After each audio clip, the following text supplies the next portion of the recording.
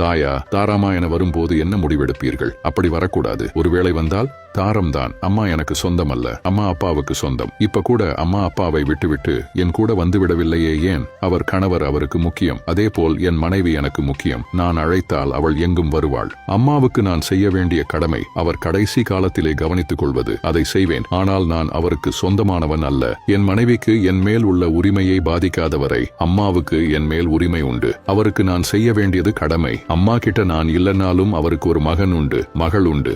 ஆனால் மனைவிக்கு அப்படி அல்ல.